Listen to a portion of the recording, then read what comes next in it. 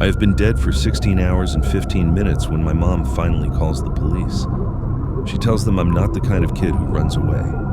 I always answer my phone. I always tell her where I'm going. After Jenna disappeared, she became terrified of losing another child, so I always kept my phone on and a power bank in my bag.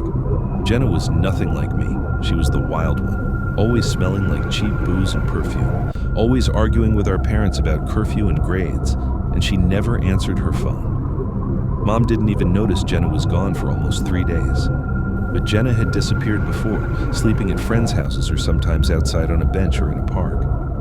Mom always said Jenna was the difficult one. When Jenna turned 16, Mom forced her to see a psychiatrist after her breakdowns got worse.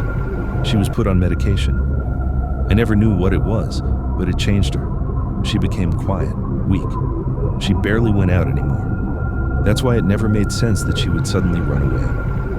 The police said she did, and everyone believed them. After all, Jenna was the difficult one. I tried to convince Mom that Jenna wouldn't leave without telling me. She always answered my messages. But Dad pulled me aside one day and told me to stop upsetting Mom with my theories.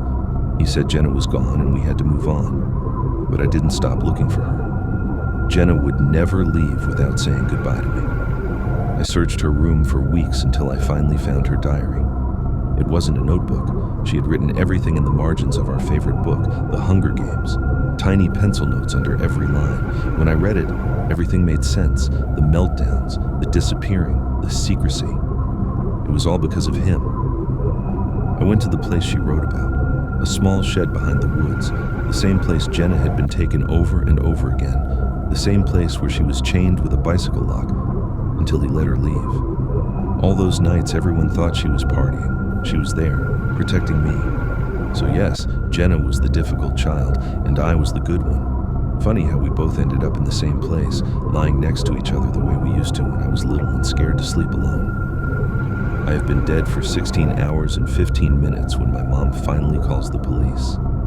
After she hangs up, she tries my phone again. It vibrates in my dad's back pocket as he walks toward the shed to bury it next to us.